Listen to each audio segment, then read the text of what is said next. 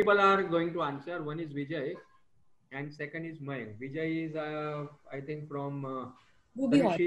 Ruby Hall. So your volume, your voice is very low. We can't hear you clearly. Vijay is from Ruby Hall. yeah, Ruby Hall, and Mayank is from JJ Hospital. Okay. Okay. All the best. Chalo, start. Jay and Mayank, are you all unmuted? Yeah. Okay. So my patient, a 74-year-old gentleman, retired teacher, resident of Surat, Muslim by religion, came with the chief complaints of increased frequency of urination since last 2 to 3 months. My patient was apparently all right 2 months back when he noticed that he has increased frequency of urination, which was insidious in onset and gradually progressed. The patient has to go almost 8 to 9 times a day, and he's having associated urgency, nocturia 2 to 3 times in the night, straining, decreased flow, as well as sense of incomplete evacuation. His IPSS score comes up to 16 by 35. Okay. Mayank, now you want to ask anything in this? Yeah, yes, sir. So I want to know any added history in form of whether patient had any lithuria, fever or hematuria in past 2 to 3 months. Apart from that, does patient have any history of constipation or any bowel symptoms? And thirdly, if the patient had any history of lithuria, and if the patient had any evidence of any acute urinary retention or hematuria, or is he on any medications for the same complaints? Vijay, you have any other things to ask? I would like to know any history of the trauma, instrumentation, and to rule out urethral stricture, or any history of previous polycatheterization. So Vijay, just from this much history, which are the probable differential diagnoses are coming in your mind? With the LUTs, what are the things you are contemplating? It is bladder outflow obstruction due to enlarged prostate. Is it a pure bladder outlet obstruction? Means it is an obstruction, or it is a mixed type of symptoms? It is mixed type of moderate or moderate, sir. Moderate type symptoms. And it is pure or mixed? Mixed, sir. So now what are the things that are coming in your mind? Overactive bladder. Okay. And bladder outflow obstruction due to BPH, urethral stricture, and urinary tract infection. So bladder outlet obstruction can only be with BPH, or bladder outlet obstruction only for prostate, or it can be something else also? It can be due to bladder calculus. Bladder calculus with BPH. Anything else? Due to CA prostate. Okay. What else? It can be.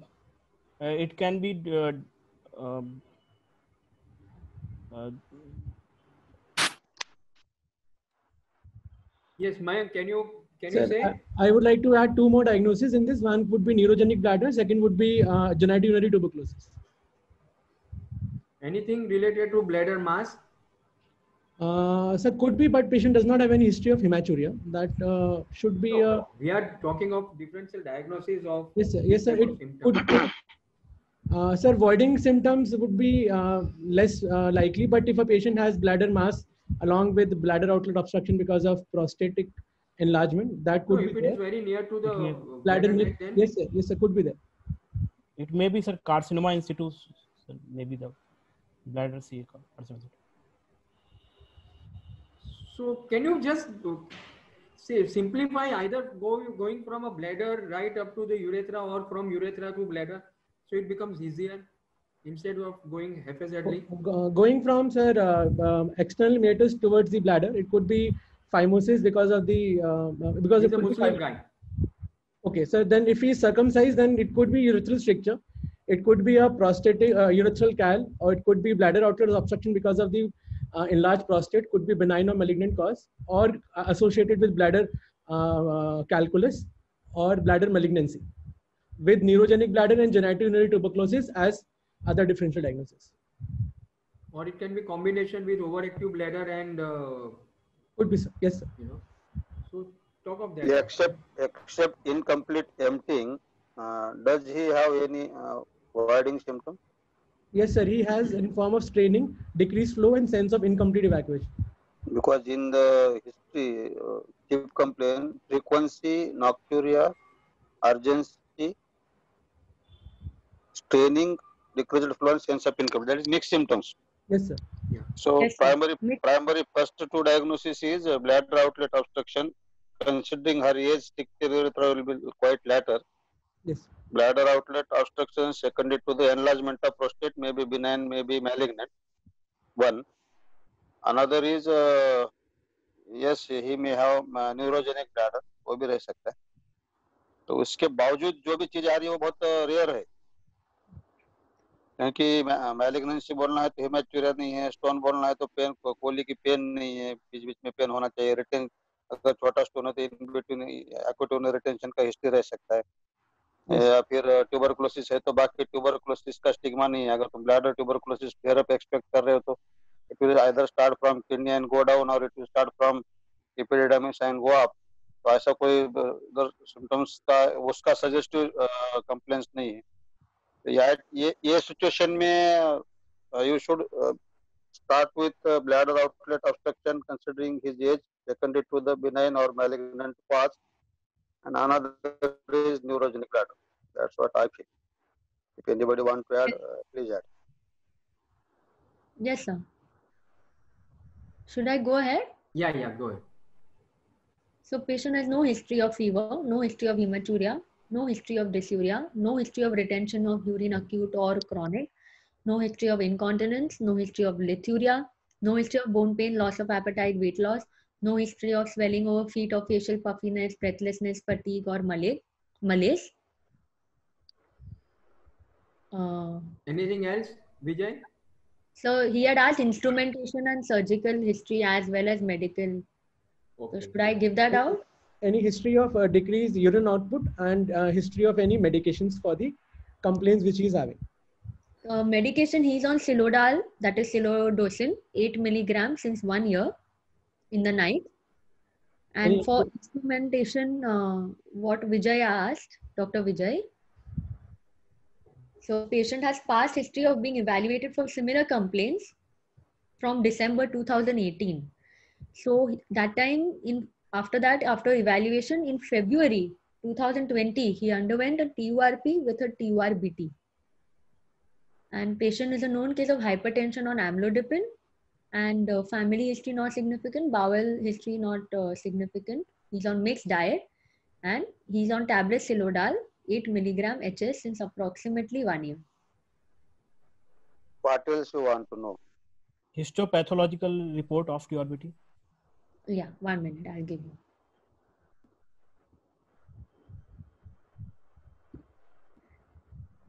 So the histopathology report was suggestive of low-grade papillary and solid urothelial carcinoma. Lamina propria invasion was seen. Detrusor muscle was not seen in this material. And in the prostate, it showed benign prostatic hyperplasia with chronic prostatitis.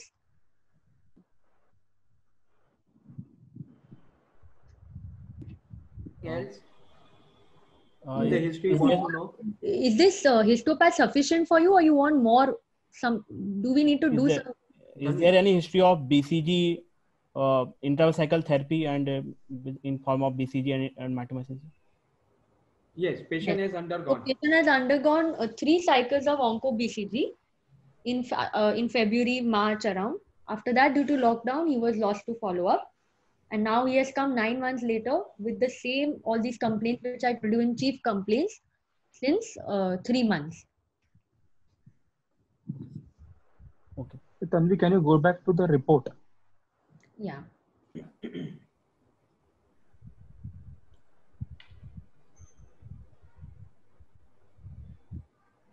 So I want to ask the candidates, are they happy with the report as Tanvi asked? Nobody answered that.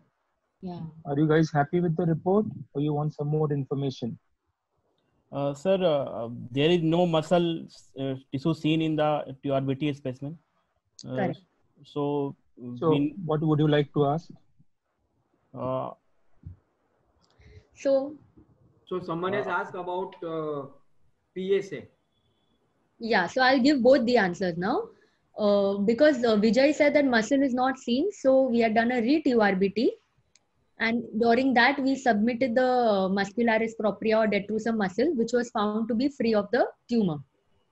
And second question, what was the pre-op PSA? So the pre-op PSA was actually It is 22 given point. in the biopsy. It is given. Yeah. So Just the show the biopsy report, Tanvi. Earlier, the first biopsy report. Yeah. Yeah. See, it is given PSA 22.5. Yeah. PSA was 22.5 prior to this surgery. Now,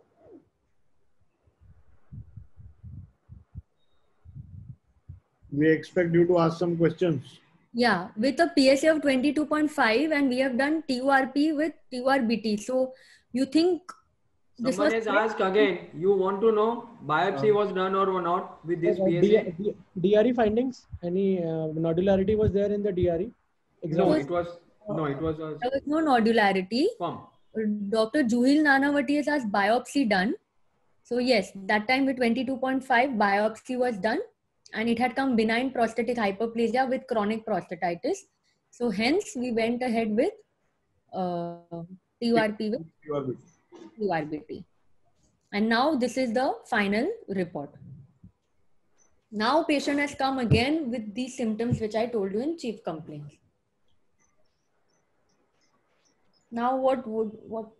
Yes. The question I want to put across to this gentleman is that if your patient comes to you with PSA of 22, would you directly opt for and with severe LUTS? I presume he had LUTS that time, right? Yes, sir. He was evaluated. So with severe, he had a so with severe 71 grams LUTS and prostate. yeah.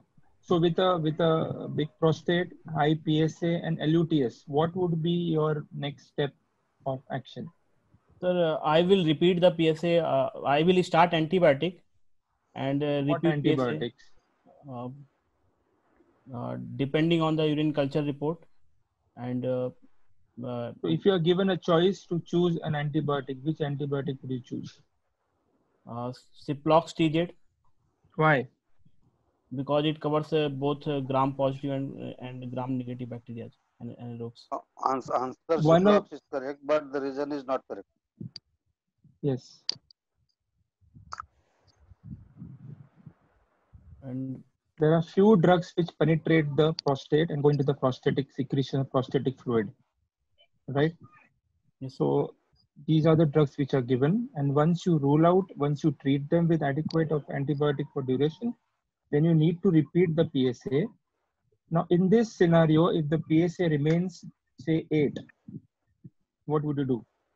You've given him antibiotics for say 3 weeks and the PSA comes as 8. What would you do? The DRE is normal. I will like to continue antibiotic for 1 month. Then I will repeat PSA. Okay, I did not required, but again the PSA is 8. What would you do? Is there something in PSA that you want to do anything more? I will like to know free PSA and total PSA. And? Free PSA and total PSA ratio and PHI report. What is the importance of ratio? If free PSA total PSA ratio is less than 0.25, then chances of malignancy is high. Okay. So that you need to do. This is a gray zone. 7 to 10 PSA is taken as a gray. Yes. Depending on the clinical scenario, you can repeat it by doing a free PSA ratio. But if the DRE is suggestive of a hard prostate, you need not. Okay. So in this scenario, what Tanvi has given you, okay, what would you like to do? Now she has given you a report and Gaurang Shah sir has asked you a question.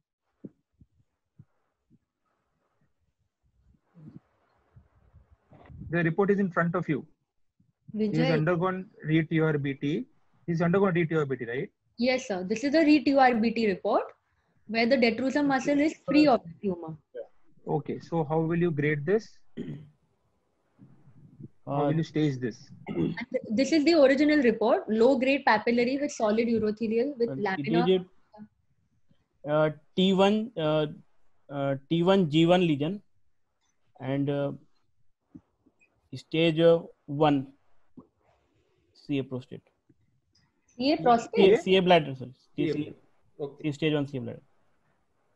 So you need to not talk about the stage here because you're not aware of the N and M, right? Yeah, correct. It's NX and MX. You Yeah, don't some know. Venki has asked whether we had given mitomycin 1 dose.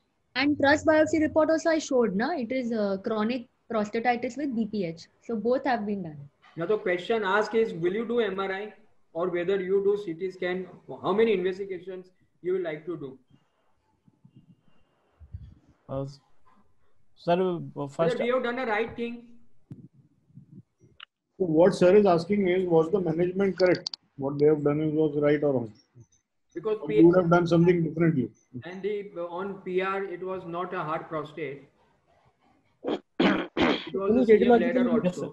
Any radiological investigation was done before the TURBT and TURP, sir, apart from ultrasound?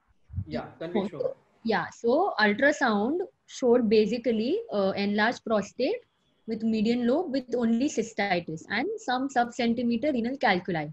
And trust biopsy was showing benign condition. So we did TURP with TURBT because when we did cystoscopy, we found a growth at the bladder neck and a little bit small growth on the posterior wall. So we did TURBT and then after that, post-operatively, we did a CT scan. Okay. So now the question asked is whether we should have done MRI or not. MRI is not indicated in screening settings. If they first we have to do PSA and pre-PSA and total PSA ratios. Sir, before surgery, the PSA was 22. Yeah. In that case, MP-MRI could have been done before the surgery. No, but we have done a biopsy. Have we done a wrong thing? Sir, both can be done, but if we had done an MP-MRI, we could have seen if there was any suspicious lesion in the prostate, which could have guided our biopsy in a much better way. So what are the chances Morphologically, of? you would have got a good Sorry. picture. Morphological information would have come nicely with the MRI. So you, as you said, you would be able to differentiate between prostatitis and a suspected lesion. And if there was a suspected lesion, you could have directed your biopsy to Yes, that. sir. Like in this case, 12-core biopsy was done. But if the MRI would have shown a suspicious lesion, then a targeted biopsy apart from systemic biopsy could have been done. Correct. So the yield of IUSP grade more than 2 would have been better in this case. Very good. And what Dr. Santosh was also trying to emphasize is that if you would have felt a nodule on DRE, then irrelevant, you would have gone ahead with the biopsy. Yes, sir. If there was no nodule, and that is why even Dr. Karan sir is asking whether MRI would have been given you, It would have given you a little better made us information. wiser. Yeah, so biopsy was done, which was also a good approach, but MRI could have helped you morphologically see the prostate at that time. Yes, sir. Yes. So Santosh sir was asking something. What are the chances, sir? What were you asking? I was asking what he mentioned about doing an MRI here. So he could put it in a better way, saying that the chances of missing a diagnosis of prostate cancer by doing a transrectal biopsy is how much? With this given PSA? Sir, if the PSA is more than 20, then chances of picking up by biopsy is around 70 to 80%. So you want to say chances of missing is around 20%? Yes, sir. Yes, sir. Yes. Okay, so I would put it around 15 to 18%. But this is one of the things you can say in the exam is the chances of missing the diagnosis is also there. Yes, sir. Hence, we can do an MP-MRI first. You're getting my point? Yes, Sir. Yes, sir. Yes. So again, So the combination will, what are the biopsy- chances in combination to miss the diagnosis? So Vijay, sir's question was that if you do only trust, the chance of missing is 15 to 18%. With the trust, the chance of missing is less than 5%. With With trust MRI. and MRI. With MRI, cognitive fusion biopsy. Plus, after the biopsy, do the MRI, you can have some artifacts. Yes. So It that wait also for you 3 to can- 4 weeks. that also you can defend that we can do the MRI followed by biopsy if required. Yes, sir. Yes, sir. Yes, Pankaj, you have any suggestion? Yes, I was thinking a bit differently here. What I feel is that the advantage of MRI will be that in case if it comes as period 1 or period 2, you would be able to avoid a biopsy. Do you agree with me, Santosh? Yes, absolutely. Yes. So the indication, so in a patient where PSA doesn't come back to normal after antibiotic, and clinically it is benign, it's extremely important to do a MRI. One, it will give you the PIRAD scoring, which will help you decide which patients you want to be more aggressive with biopsy. It will also give you a pre-biopsy local staging, because post-biopsy, if you do MRI, as Dr. Sab said, there could be artifacts in that MRI. So probably getting it done pre-biopsy would be a much better time to do it. So if clinically benign, always do MRI. So now the next question to Vijay is that if you do only MRI, when the PSA is high, what are the chances of missing malignancy? Like only do trust-guided biopsy, you are saying 15 to 18%. If you do MRI and trust-guided biopsy, you are saying 5%. So if you do only MRI, what are the chances of missing the malignancy? MRI mainly detects high-risk lesions, and so it is less sensitive for low-grade lesions, grade 1 and grade 2. So what are the chances better? So MRI will help you detect significant lesions. And we are really aiming at detecting significant lesions. We don't want to diagnose every patient of cancer prostate. Okay. What would be the significant values? Sensitivity. But Pankaj, when the PSA is marginally raised, I can understand. But if it is more than 20, No, sir. That case, what I understood was it was said that post antibiotics it came down to 8. No. That was a scenario, sir. He was just Santosh was just asking the question. Okay, I understood that post antibiotics it came down to 8. Oh, okay, no. Okay, so with the PSA of 8, this was my thought. And even sir, with 22, if patient is clinically benign, I would still go based on MRI and not directly push him to biopsy, because in our situations, the say incidence of chronic prostatitis causing raised PSA is significantly high. Okay. In a patient of 74 years, if we diagnose say 3+3 disease, which is low volume, we are not really helping the patient. We are just adding stress to his life. Fine. So I think for a student to answer is both.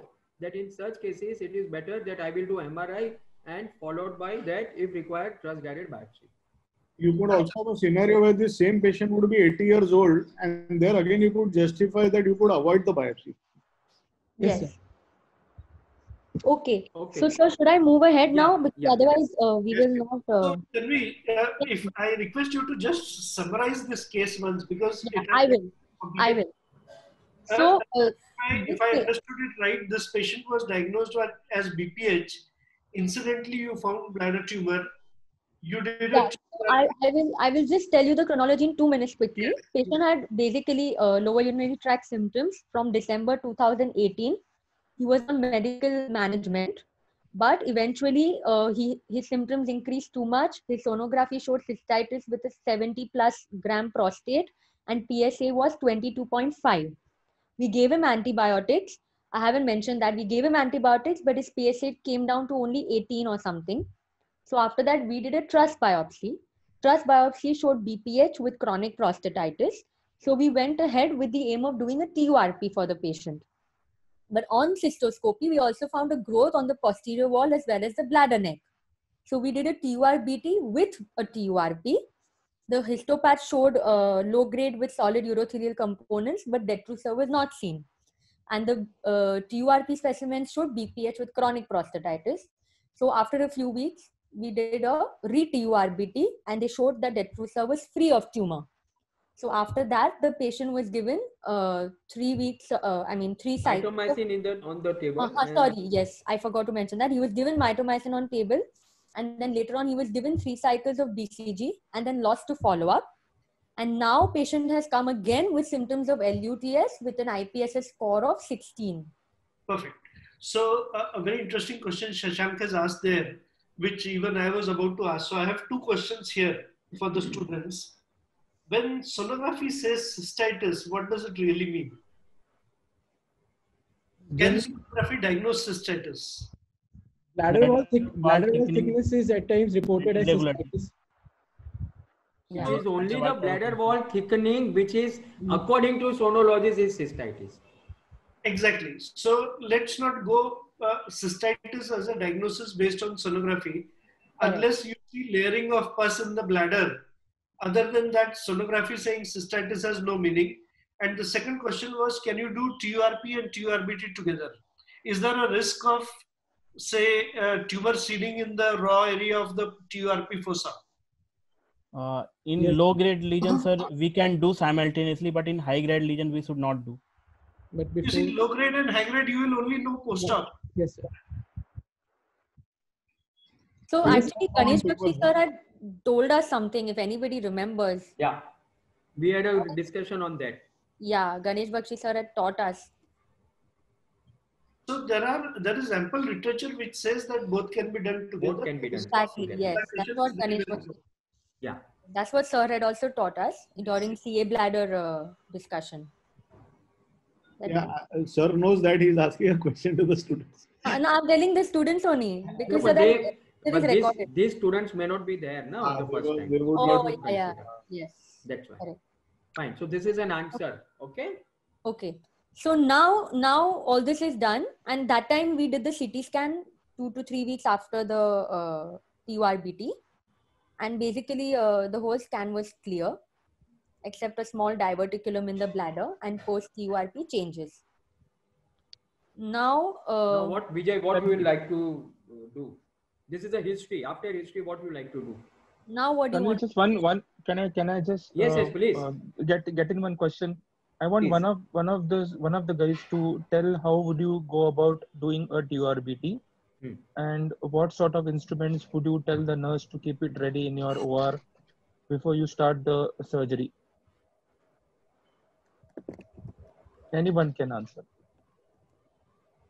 Sir, I would like to do it with a passive element resectoscope. So I would ask the sister to have a 19 French sheath with a normal 30-degree cystoscope and 70-degree endoscope.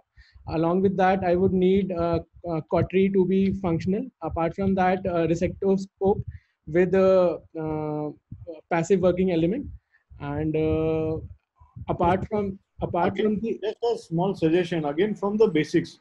If you start with what all different types of scopes you need, what all instruments of the TURP you need, and then come to your working element and then to cautery settings, it would be in one order. If you jump from here and there, you'll miss some instruments. So sir, I will start with doing a normal cystoscopy. So I would need a 19 French cystoscope with 30-degree and 70-degry endoscope. Along with that, I would need, if needed, Otis, Otis erythrotome. Apart from that, I would need evacuator if there are any clots inside the bladder to evacuate the clot. Then I would need can you list all the TURBT instruments? Yes, can you cautery, saline, whatever you want? Yes, sir. So I would need, sir, distilled water or for the TURBT along with cautery with the resectoscope 25 sheath Iglesias sheath with the passive element.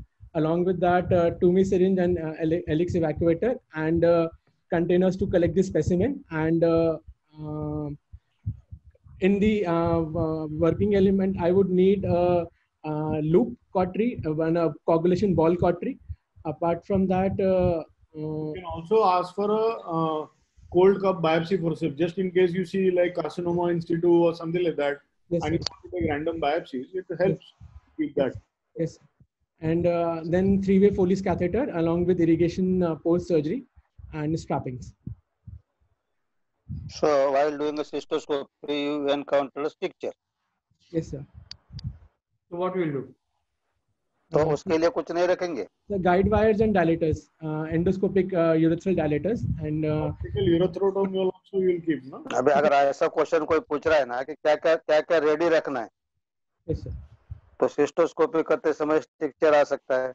उसके लिए dilatation करो, व्यायु का सामान ready रखो. TURBT करना है तो फिर पहले सिस्टोस्कोपी का, TURBT का और स्ट्रक्चर का. इन बिटवीन इंट्राऑपरेटिवली कुछ मिसहैप्स हो गए तो ओपन सर्जरी का भी तुमको अगर रखना है तो वो भी रख सकते, बोलना है तो बोलो, कुछ फर्क नहीं पड़ता।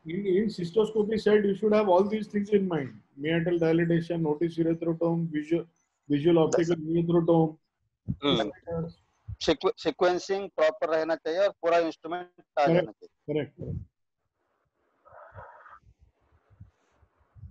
So now I'll go ahead. Otherwise, the topic not go ahead. go on the correct lines.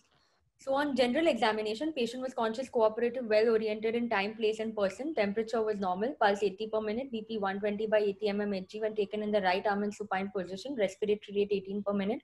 No clubbing, icterus, cyanosis, lymphadenopathy, edema, or pallor. Skull and spine examination is normal. In genital examination, penis is normal and circumcised. The meatus opening is normal. Testis is normal in size shape. On systemic examination, patient was examined in supine as well as standing position. On per abdomen, on inspection, shape of abdomen is normal. Umbilicus centrally placed, no scar marks over the abdomen. On palpation, also abdomen soft, non-tender, no mass. Kidneys not ballotable. RS, CNS, CVS all normal. On rectal examination, this time anal tone was normal. There was mild prostatomegaly, but the prostate was very hard in consistency. It was non-tender. There was no specific nodule as such. The entire prostate was very hard. Rectal mucosa was mobile and bulbocavernosus reflex was present. What is the performance status of the patient? Yeah, sorry. Performance status is 90. Karnofsky score is 90. Come on, guys. This is the present scenario. Now, what will you do? Now, patient has come post TURP, TURBT with a very hard prostate and symptoms of LUTS. Now, how will you work up this patient? I would like to have urine routine microscopy, urine cytology, along with that ultrasound kidney ureter bladder with post-void residue volume. I will also like to have CBC, create electrolytes. And serum PSA. And serum. Total PSA. Serum PSA. Okay, I'll tell you all. So hemoglobin 14.3, TLC 7,800, creatinine 1.2, sodium potassium normal, LFT was normal. Urine routine had 2 to 4 pastels, RBCs 8 to 9. The PSA was 36.89. And I'm sorry, but I forgot to mention to you all that post-operatively after TURBT, the PSA had come down to 1.37. That was there in one of the reports. Yeah, but I forgot to mention it. Sorry, it became 1.37. Correct. Now his PSA is 36. Yeah, 37 almost. 36 point. And what else you all want now? Coagulation profile of the patient. Normal. And uroflowmetry? Uroflowmetry we have not done. Madam, do you have urine cytology of the patient? No, we haven't done urine cytology yet. And ultrasound kidney ureter bladder with post-void residue? Yeah, so ultrasound was done. Prostate was around 30 grams with post-TURP status seen. No growth, no hydronephrosis, nothing. Even that bladder wall thickening, which was mentioned before, that query cystitis, that is also not there. And post-void residue was around 150 and pre-void was 450. MP-MRI prostate? With 36 PSA, MP-MRI prostate.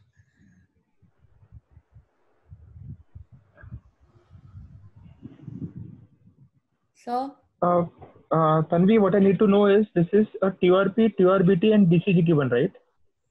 Yes, sir. Yes. 3 weeks of BCG given, mitomycin also given. But what happened after that? After that, patient was lost to follow-up for 9 to 10 months. Okay. Well, that part I missed. I'm sorry. Yeah, he just came to us right now telling us that he has all these symptoms of LUT and everything since 3 months. And on evaluation, mainly his PSA has come so high. Okay, fine. Okay, got it. Yeah.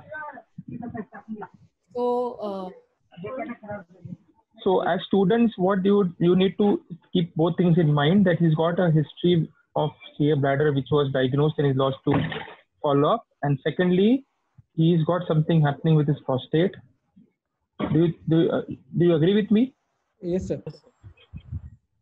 So you can answer Tanvi on those lines.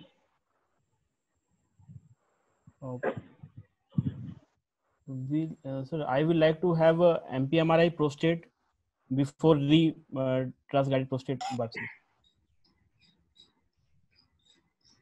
Okay. Tanvi, what's the PSA now?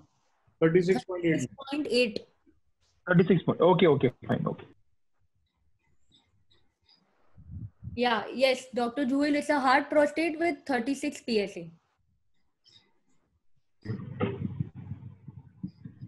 All right. So you want to do MP-MRI for prostate, and would you like do something for the bladder?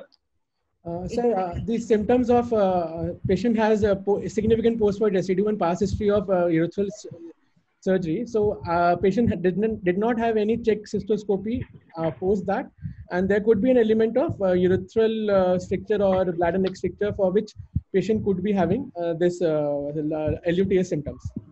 So I would like to evaluate on that basis. I can ask the patient explain the patient what is happening with him, what are the things which I am planning in form of diagnosing his cause for increased PSA, as well as a follow-up workup for what has happened to his carcinoma bladder. So cystoscopy would be one of the initial workup for this patient, which could be diagnostic as well as yes, sir. Okay, I have a question. If this patient came to you directly with a 36 PSA and LUTS, you would have considered this MP-MRI TRUS as we discussed before. Now, with a setting of CA bladder in the history, would you like to change your radiological method of diagnosis? Contrast. Because MP-MRI will tell you locally what the prostate is. I agree. No, first of all, let them answer, Tanvi. What is the differential diagnosis? As Dr. Jitesh said, what is the first diagnosis, second differential, third and fourth? Sir, it could be the CA bladder involving the prostate. Okay. And it could be second diagnosis CA prostate. Okay. And to rule out. So LUTS, I'm talking of LUTS. So what is now the differential diagnosis of LUTS? Could be stricture urethra, sir. Fine. So basically you are thinking in terms of, because it was a very low grade tumor, so chances of CA bladder coming up so fast after BCG is little less. Correct? Yes, sir. So Yes, most sir. probably because the PSA is increased. So first you will think of CA prostate, maybe CA bladder and stricture urethra. Gita sir, I am right? In exam? Yes, sir. Yes, sir. Can BCG itself cause these symptoms? Exactly. Can BCG prostatitis raise PSA? Yeah. Can it be? It can cause storage symptoms, sir. Come again? BCG can cause storage symptoms. I agree. Sir is asking, can BCG cause prostatitis and raise the PSA? Sir, it was given 8 months back, sir. Bladder, no? Bladder BCG cystitis. It was given 8 months back, so the time is little against that, sir. So can it cause or not? That is the question. It can cause, sir, but in this case, the time is 8 months, so I will not suspect BCG to have cystitis for 8 months. No, I didn't say cystitis. I said prostatitis. Okay, sir. Okay. Adenomatous prostatitis, Yes, which can be a side effect of yes, sir. intravesical. Yes, sir. Yes, sir. So question number 2 is, how often you have seen that after BCG you get BCG prostatitis? I have not seen, sir. No, sir. Oh. Vijay, you have seen it? No, sir. Okay. So any one of you know what are the possibility of prostatitis after any student? Do you have any literature or something saying that what are the chances of tuberculous prostatitis after BCG? Gita sir, is there any paper on that? नहीं sir, मैंने भी देखा नहीं है. और मैं कहीं encounter भी नहीं हुआ, क्योंकि इफ इट इज QRP अगर नहीं करते थे ये पेशेंट में, तो chances of BCG prostate is near to 0। Okay, हाँ, TRP हो चुका है, इसकी वजह से एग्जैक्ट इंसिडेंस मुझे भी मालूम नहीं, लेकिन theoretically it is possible. So theoretically, it is possible to have granulomatous prostatitis. I agree with Dr. Mayank when he says that 10 months gap is a significant gap. But a granulomatous prostatitis will present with irritative and obstructive symptoms, a reasonably hard prostate. PSA rise because of tuberculosis, I need to check. I am not sure whether granulomatous prostatitis raises PSA. It will raise, sir. It will raise. Okay, so that also fits in. One, And I want to ask you one question. You were heading towards CT scan. Even MRI is a brilliant investigation for bladder tumor. Rather, if we want to see the exact details of bladder tumor, probably MRI scores over CT scan. The depth of penetration in the bladder wall will be better seen on MRI than on CT scan. yeah. So there are the new papers. Score for prostate cancer. There is a Virad score for bladder cancer. Bladder cancer. And nowadays there are papers which are suggesting that if it is showing that it is a muscle invasive, then without taking biopsy also you can go ahead and do the radical cystectomy. It is little controversial, may not say in exam, but these are the new things which are coming up. Yes. Okay, fine. So now what you like to do, Vijay? Vijay? CT urography. Yeah. Why you want to do CT urography? To know any recurrence in of lesion low-grade. Then what you will do for the prostate? You want to do 2 investigations, or you want to do 1 investigation for both? MP-MRI, prostate and bladder, abdomen and pelvis for both prostate and bladder. So just now Dr. Maheshwari told you, na? Yes. That MRI is also nowadays one of the very good investigation. So in this case, since it was a superficial and we had already done check TURBT also, cystoscopy. So still you like to do evaluation of CA bladder by CT scan, or you will concentrate more by MRI? So I will like more concentrate on MP-MRI, sir. Mayank, you agree with him? Sir, yes, sir. I would also like to do a multi-parametric MRIs. Okay. So tell me what we did. Okay, so what we have done is actually a little bit listen to our patient also, because this is private practice. So we did a CT scan. In the CT urography, the features were suggestive of just some thickening in the dome of the bladder, that is 5 mm. Previously it was 11 mm. So mostly they say it is post-treatment changes with post-TURP changes and a small urinary bladder diverticulum, and no growth or anything was seen. Now we wanted to do an MRI, but patient has done a PET scan. So I'm going to show you that report. I'm sorry, we don't have MRI now. So the question is what you will like to do. You like to do Multi-parametric MRI. Yeah. Whether do PET scan or whether you like to do MRI. Yeah. In this patient, what should be done? Because PSA is 36. MP-MRI prostate for local staging and PSMA PET CT for distant. First, I would like to do multi-parametric MRI. After multi-parametric MRI, based on the findings, I would subject the patient for biopsy. Correct. Biopsy would be cognitive because the MRI has already been done. MRI will also tell me about the bladder cancer, as Pankaj sir said. And based upon the MRI report, I would explain the patient that he would need a biopsy, which could be cognitive biopsy. Based on the biopsy report, then we'll do a metastatic workup. So is this correct? Are you happy with this answer? Yeah, So Santosh. what he said was, can you repeat? You said MP-MRI followed by a biopsy, right? On the basis of yes sir, yes sir, MP-MRI and Correct. cognitive biopsy, yes sir. Correct. And what were you suggesting for bladder cancer?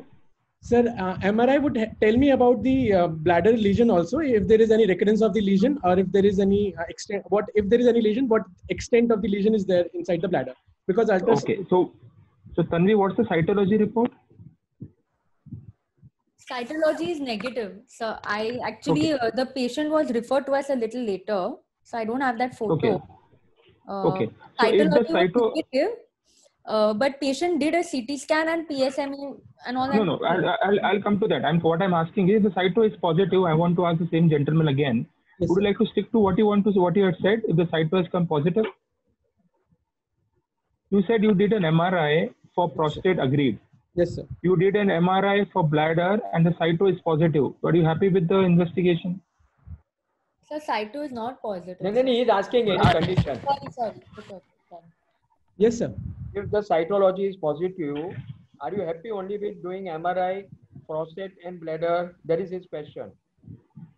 MRI, abdomen, pelvis and prostate, sir. Yeah. Yes. MRI, abdomen, pelvis and prostate. That will come in the pelvis, yes, sir. See, I'll tell you something. Now, please understand, for staging in prostate, you need a cross-sectioning with a bone scan or a PSMA PET CT. Both are equally good. It depends on the availability, all right? Yes, sir. And the situation. Now, if this would have not been a bladder case, we would have definitely gone for a PSMA PET CT and MP-MRI, which will take care of the local staging as well as the distance staging. Correct? Santosh, hold on for a second. Santosh. We haven't diagnosed cancer yet. No, sir. What I'm saying is, we have to look at the upper tracts as well. So if they are going to in this particular patient where there is a low-grade bladder malignancy, the upper tract surveillance as per protocol for low-grade bladder malignancy would come once in 3 years. I agree with your specific situation. If cytology is positive, I agree that probably the decision could change. But in a patient who has a low-grade bladder tumor, if we take prostate away and just concentrate on the bladder tumor, would you do upper tract evaluation in a patient 10 months after TURBT? My answer is no. Okay, I would do upper tract imaging in a patient if he comes back with recurrent episode of significant hematuria, with some different changes I see on sonography, or if he is probably cytology positive with check cystoscopy negative. So upper tract evaluation at this time, I slightly disagree. And why would we do PSMA PET now? We haven't confirmed diagnosis CAP yet. Sir, I was talking about cytology positive, sir. Yes. That's what I was asking him. If the cytology comes positive, would you still like to stick to MRI bladder? That's what he has suggested. That's what my question was.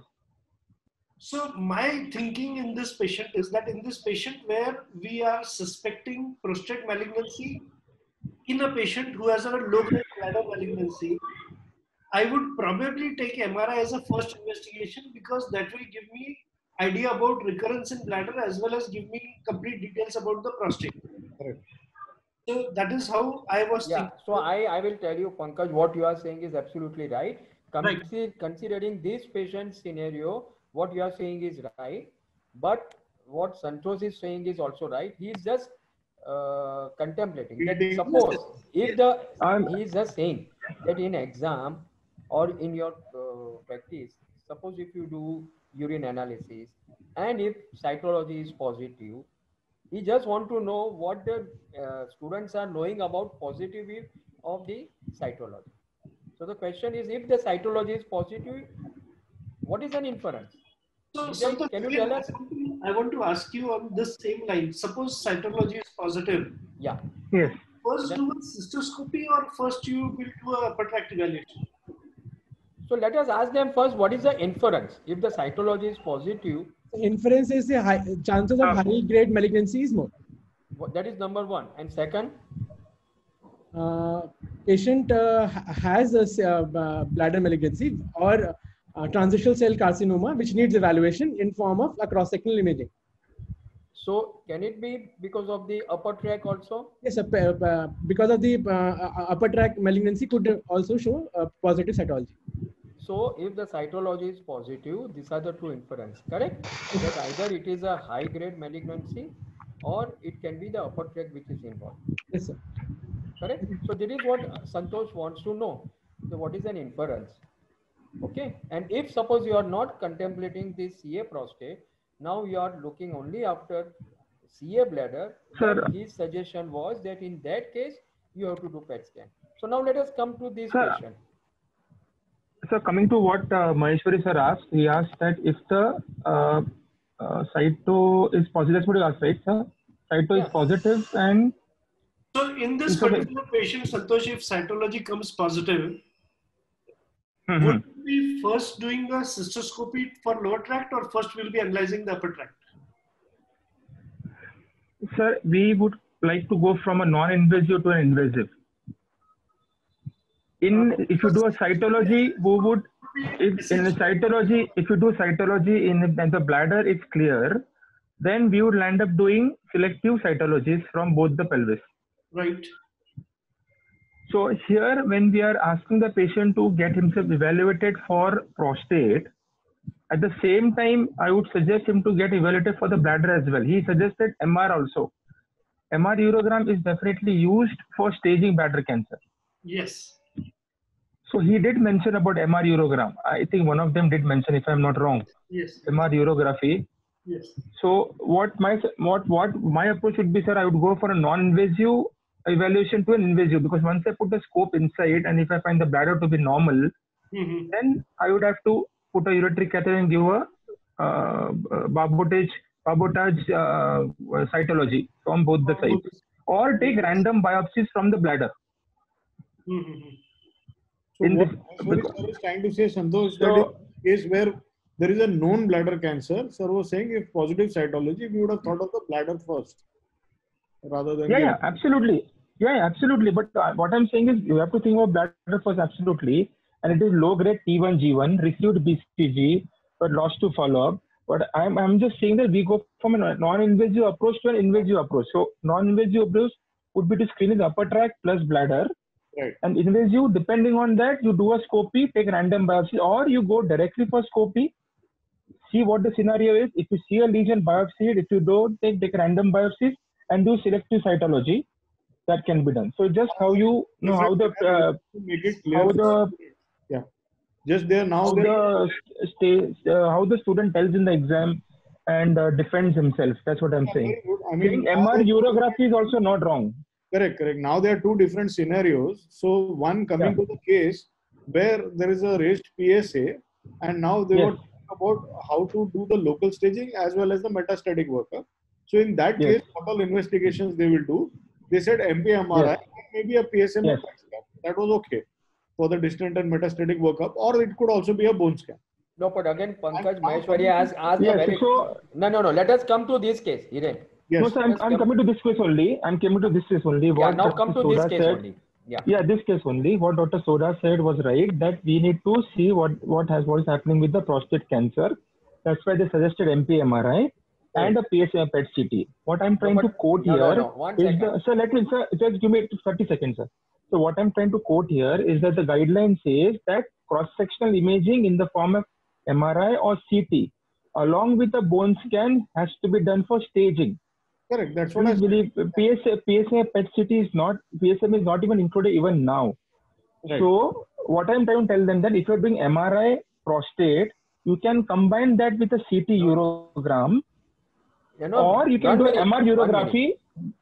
What I'm telling Pankaj is very right. He says at present we have not proved that it is a CA prostate. Correct. So you are doing MRI prostate. Agree. After that, what? Will you directly like to go for a PSMA PET scan? No. Or no, sir. I'm not saying to go for a biopsy.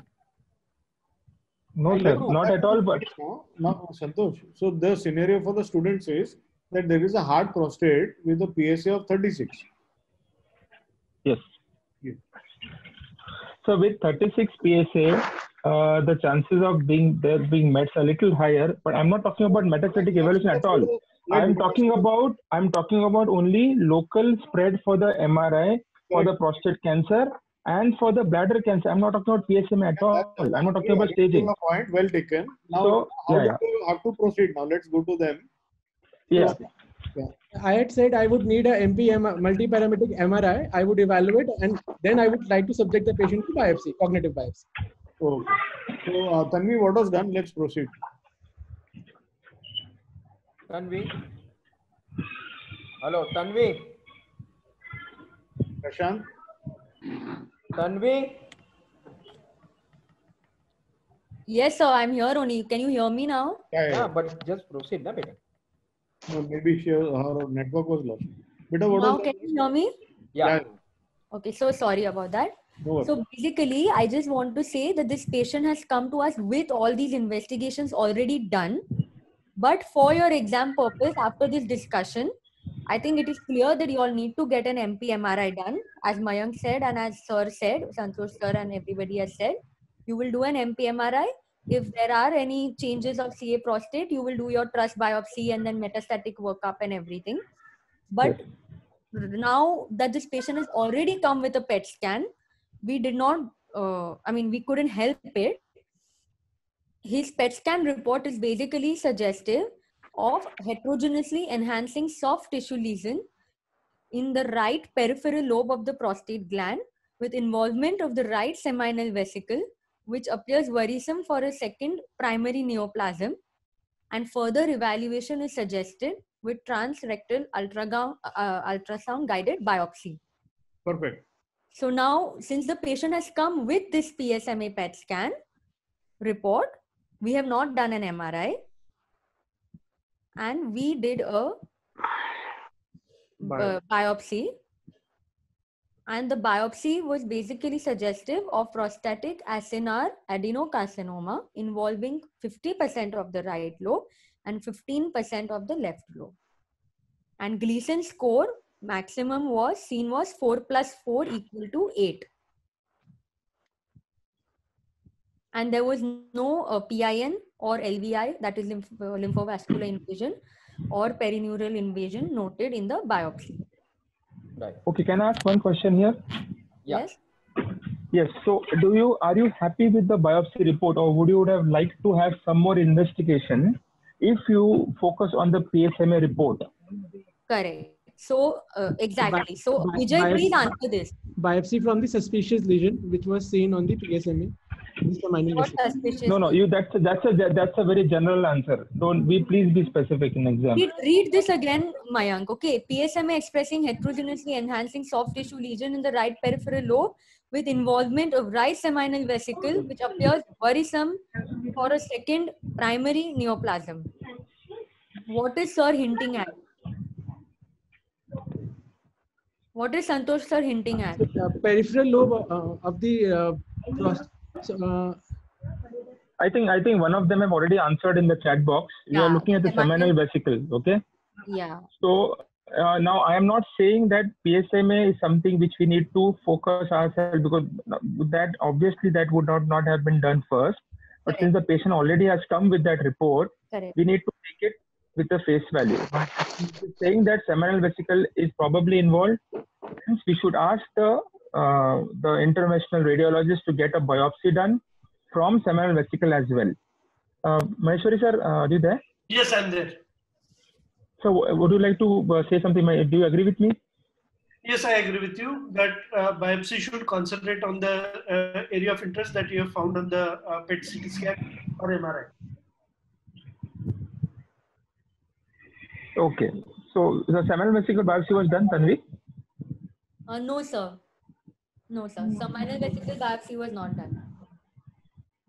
This is the report we have.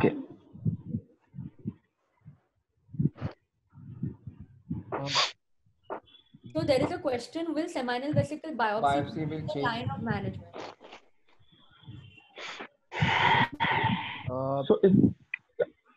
Are we becoming wiser by doing seminal vesicle biopsy? That is a question. No, sir, I don't think so, because already PET scan has shown that seminal vesicle is involved. Correct. Exactly. There will be no change in line of management. 2-3 questions from my side. Yes. If PSA is 36, post URP, prostate is hard. So what is routinely done all over the India? Because availability of investigation is not indication for doing it. Okay. So 36 PSA hard prostate, chances of metastasis, metastatic lesion, how much? Metastasis in the lymph node positivity, how much? Why everyone want to do a MPMRI and PET scan prior to doing the biopsy?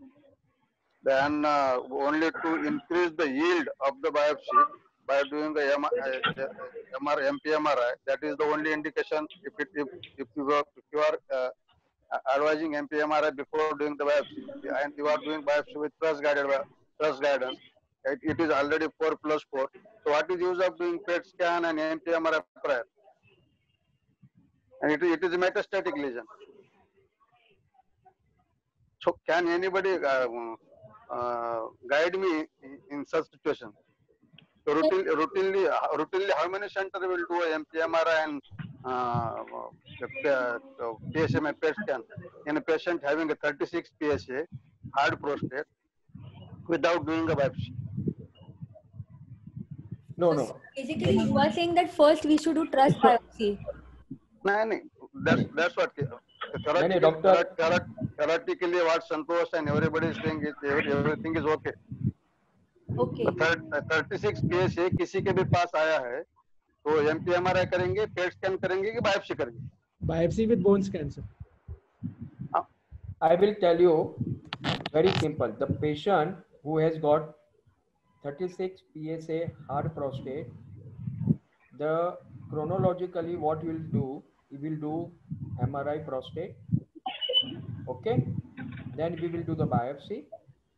If the biopsy is proved positive, and because it is more than 20, it is advisable to do metastatic workup. Minimum that you can do is a bone scan. But if the facilities are available, sir, MRI prostate, the purpose of doing a MRI prostate, it may be MPMRI or normal MRI prostate, it is only for local staging. Yeah, and before knowing the malignancy, if anybody is saying that I am doing a MPMRI to increase the yield of biopsy, I may agree.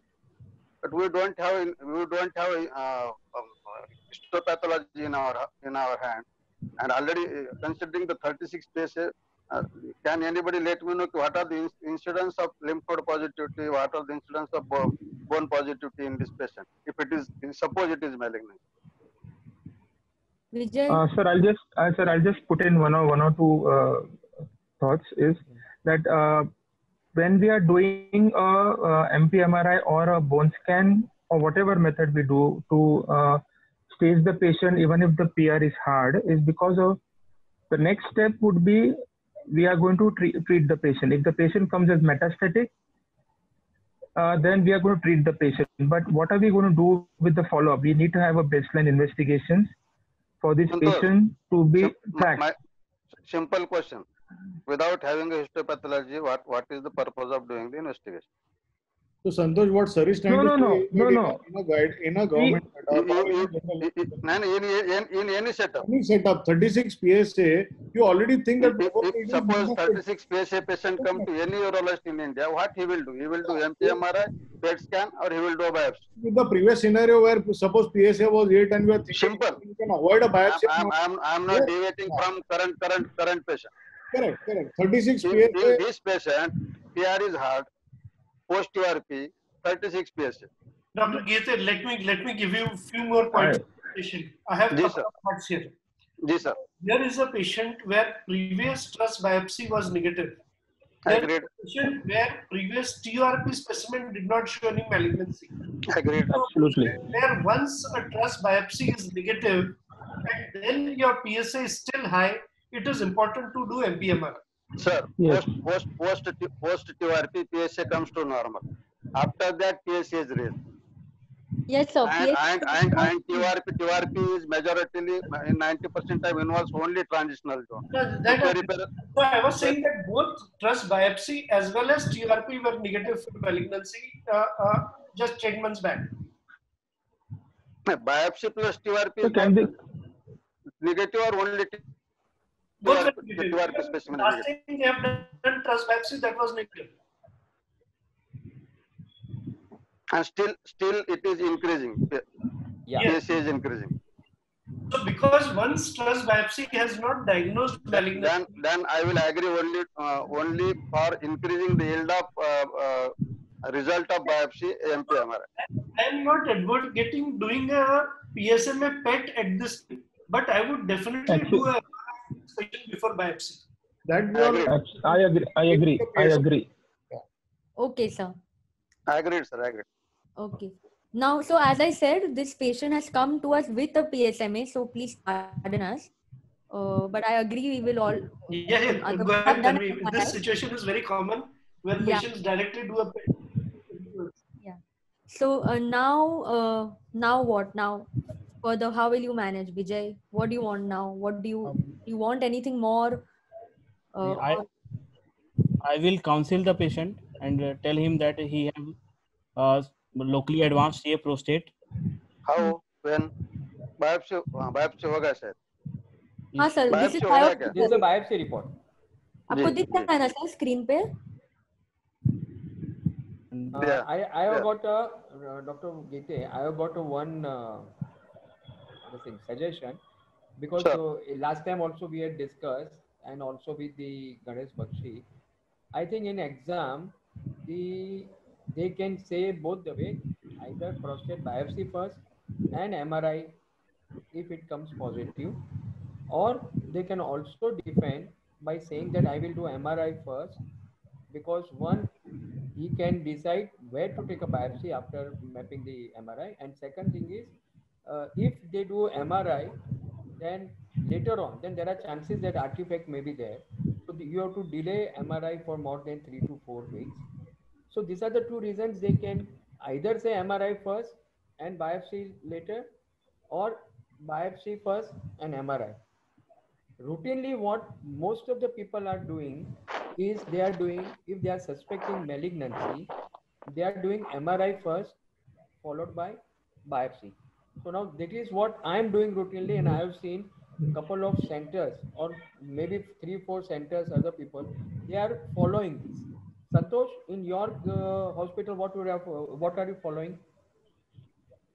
We will be doing MP-MRI, sir, first. And then followed by that, you are doing biopsy, correct? Sir, I'll tell you something, because MP-MRI, I agree, it increases the yield, but it also helps us to understand the disease. I mean, of course, you are talking about government hospitals, patient cost and everything. But if you're answering the exam, as you mentioned rightly, they can take both the paths, either MP-MRI first, biopsy later, or biopsy first, MP-MRI later. Only they need to defend themselves properly as per the scenario given. So they should not blindly tell anything. They should take into consideration the scenario and then answer accordingly. Okay, sir, got it. Okay. Okay. So now, Vijay, yeah, Vijay, what you like to do? What will you do now? You have this patient with seminal vesicle query, CA prostate with seminal vesicle involvement, Gleason's 4+4, and adenocarcinoma. I will explain the patient. He have locally advanced CA prostate, and counsel him, and after taking consent, I will give options of management, either in the form of radiotherapy plus ADT, and plus adjuvant ADT, radiotherapy plus concurrent plus adjuvant ADT, and second option I will give radical prostatectomy in the form of multimodality treatment. Who was answering this? Dr. Vijay. But what about this doctor who? Vijay. Dr. Vijay.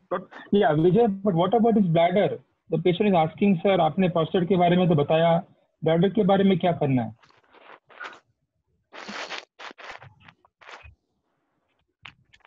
Vijay, what you have said is correct. You're talking about management of the CA prostate is correct, but this is in a background of past history of CA bladder. So Santosh, see, Vijay, what I'm trying to tell you is that, see, now you're answering as a as if it is there in a protocol, like अभी locally advanced diagnose हो गया है तो ये करना है. But as I told you, you need to answer according to the scenario given to you. The scenario here is that patient is a low-grade CA urothelial carcinoma, post-BCG, lost to follow-up.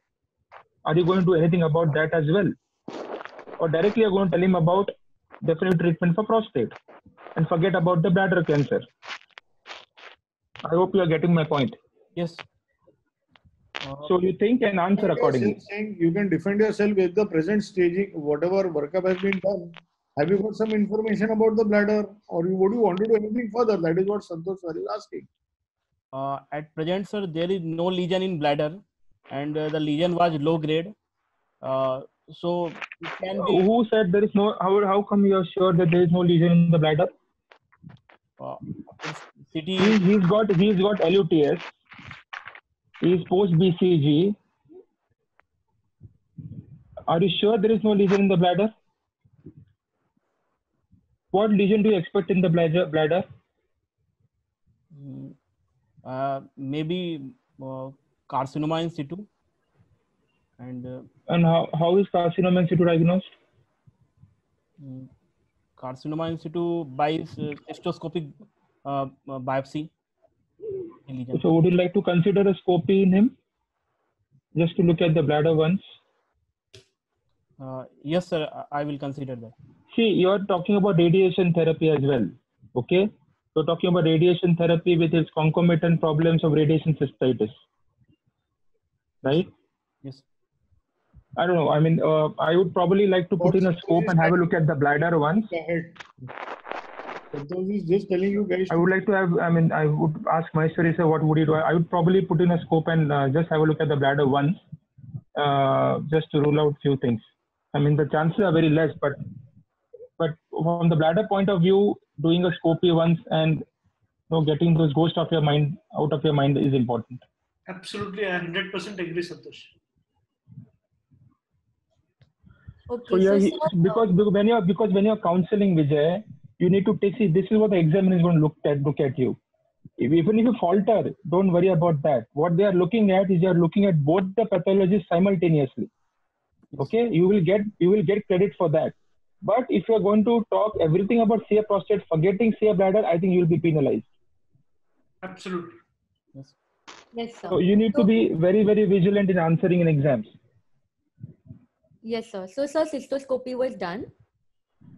And it was? Yeah. And it was normal, the findings. There were no growths or anything. And the prostatic fossa was slightly irregular, but it was kind of open. Widely open. Like, yeah, wide open. And the ureteric orifices were little away. That also we had checked. And scar of previous surgery was healthy. Okay. Now what will you do? So the bladder is clear now. So you can easily focus on the prostate now. Yes. Now Vijay, what will you do? Cystoscopy is normal. Now patient has CA prostate, locally invasive. Then I will proceed. I will explain for locally advanced CA prostate and counsel him. And after taking consent, I will give him two options. Either first is radiotherapy with a neoadjuvant and adjuvant ADT, and second option I will give radical prostatectomy in form of multimodality approach with adjuvant ADT and radiotherapy if needed. Okay, so what if I were to ask you TNM at this stage? Can you tell me the TNM at this stage? T3B, N0, M0. Okay. All right. So what would you do next now? So how are you going to counsel this patient?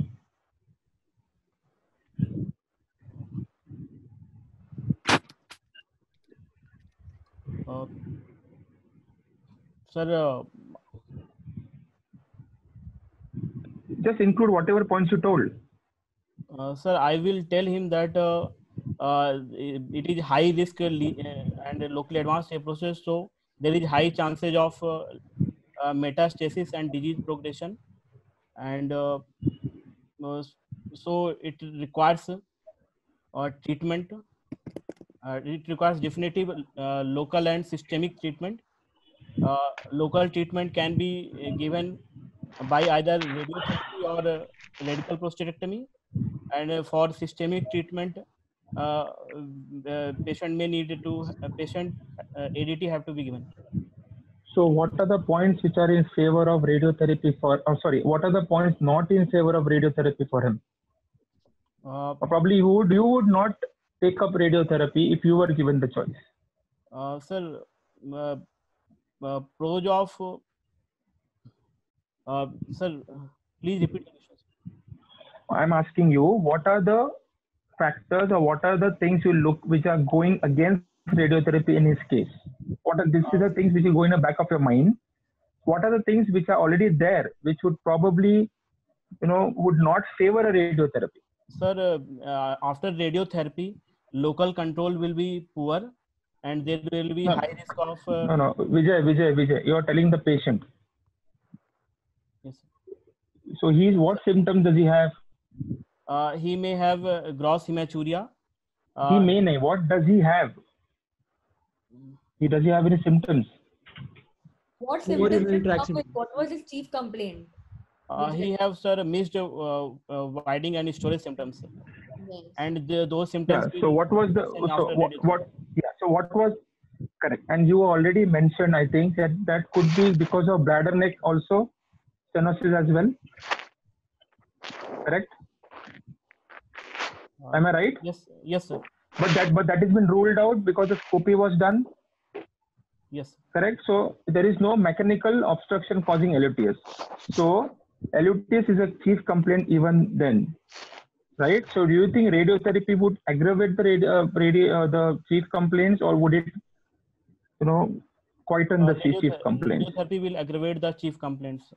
Correct. So these are the things you need to mention to the patient when you are talking about radiotherapy, the negative points. Now, what are the negative points of radical prostate in this case? Sir, radical prostatectomy is not ideal for T3B lesions, and but you mentioned, right? Yes, sir. And it will not cure the disease.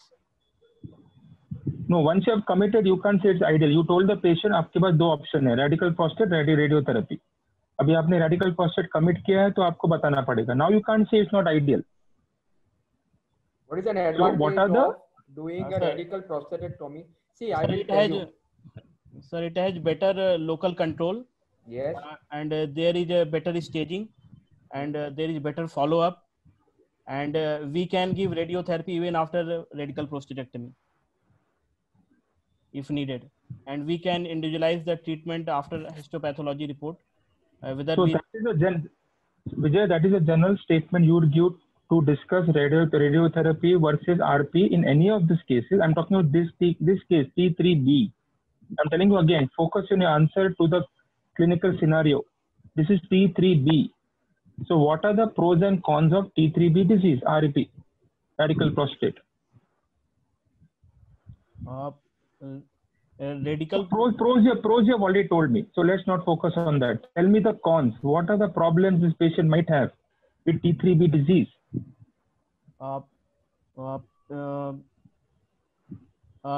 Surgical morbidity will be high, and that's a general statement. Be specific.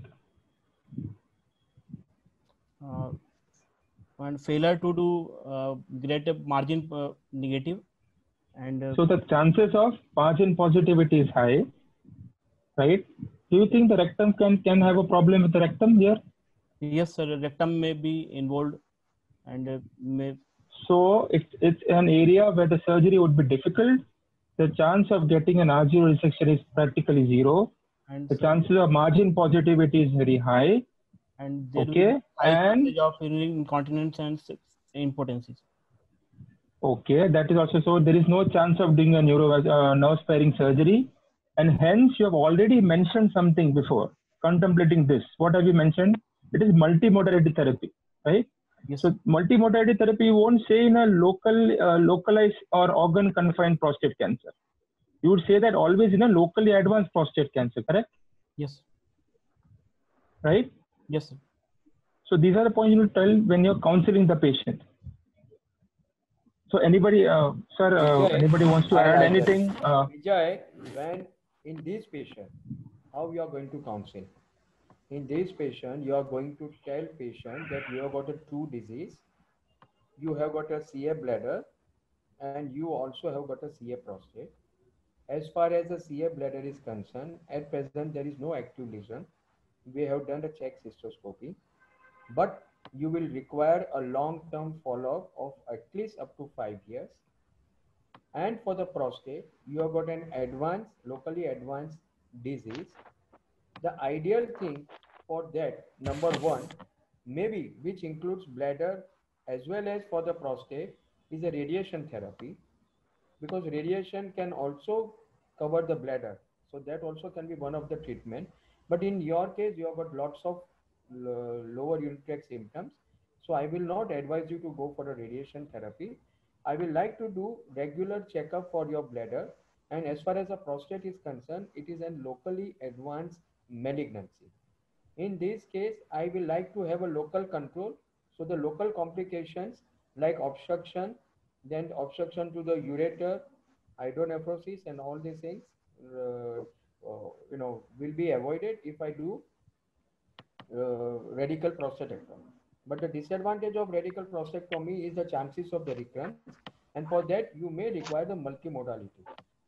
Okay, and then you have to explain him what are the chances of radical prostatectomy, all the complications, what are the chances of recurrence, and how long he is going to be under surveillance, and what are the chances of his disease-free or overall survival.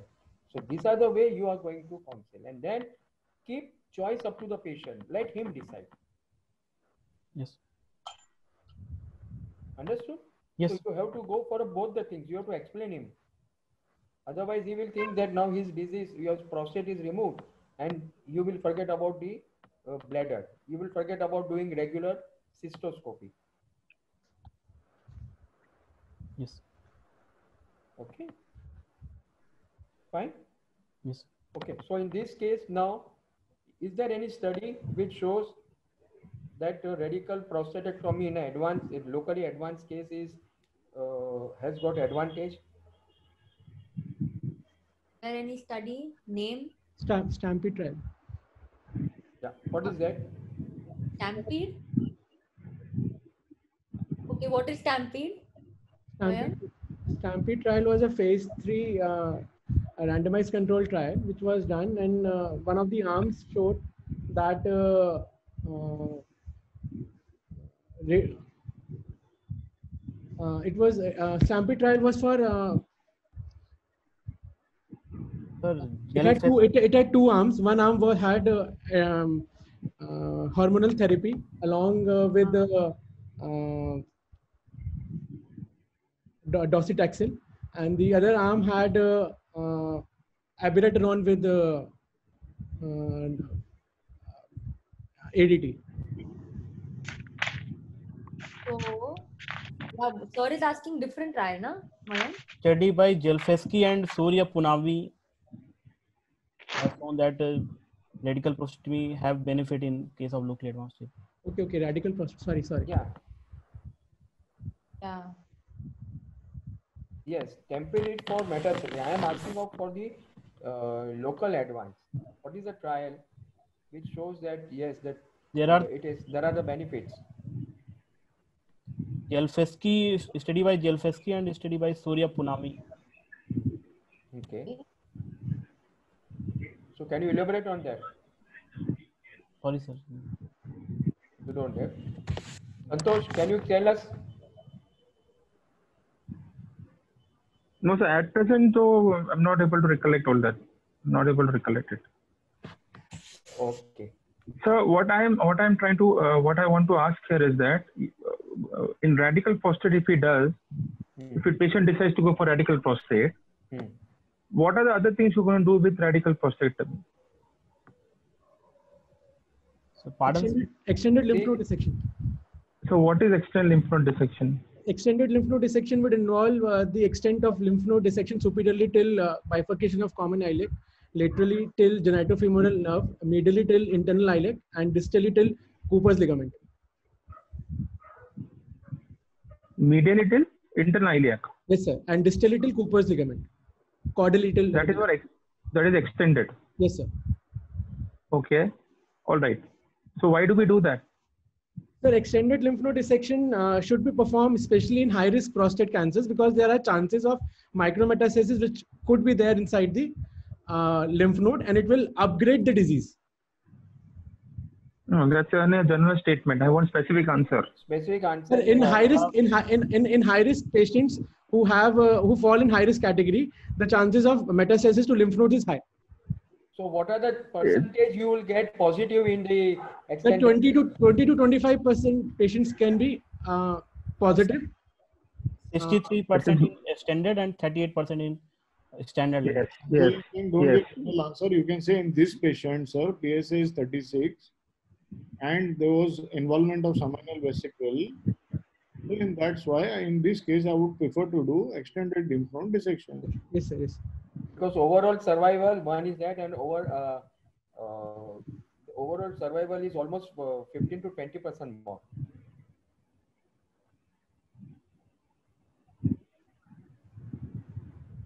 So, Santosh sir's question was slightly different. Sir was asking that if you do, like when, what is the, in locally invasive CA prostate, will you do extended pelvic lymph node dissection and how will that help? So you answered that yes, you will like to do it, and how it is going to How help. will it- And you yeah. said micrometastasis, the chances. So you are saying almost how much? What are the chances? 25%, correct? Yes, sir. Yes, sir. It's around more than 30-40%. So we need to say that these with the present PSA Dr.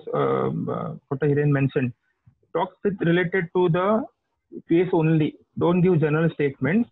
In this case, the PSA is so and so, and with this Gleason score on biopsy, I would the chances of lymph node mets are so and so, around 30 to 40%, with an extended lymph node territory or echelon, and that's the reason why we do a extended lymph node dissection in a high risk prostate case as this.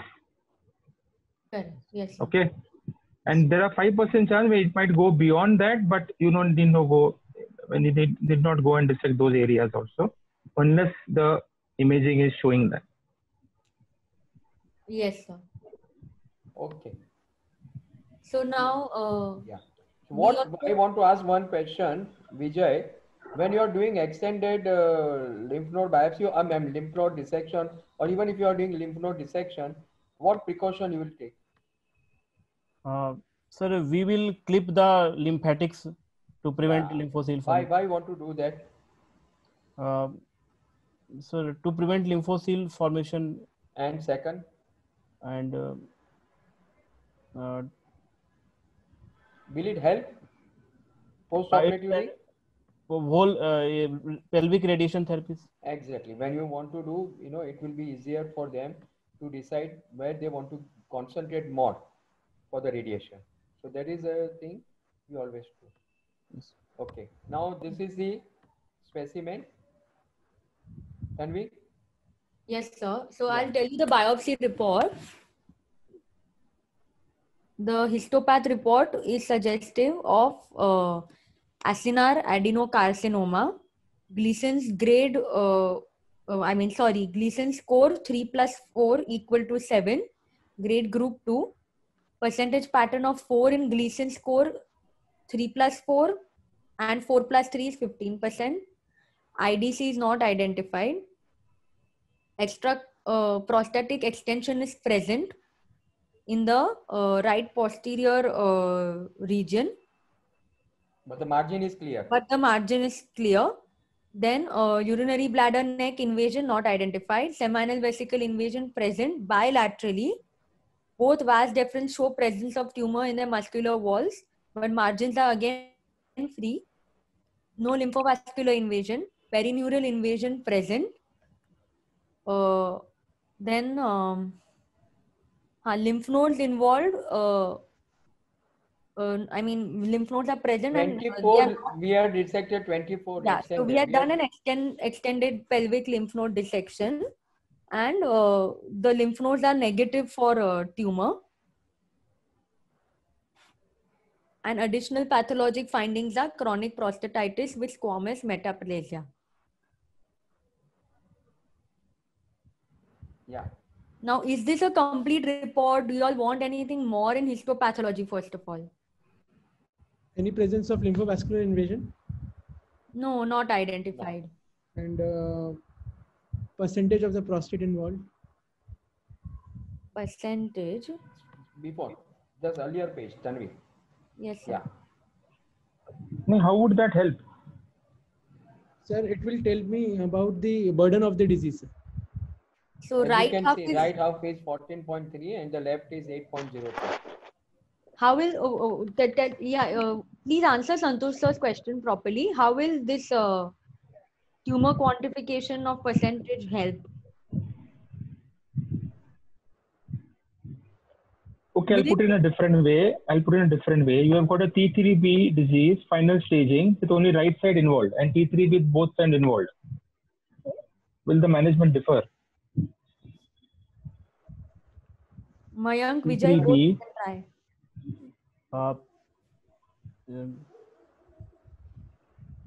Is it important?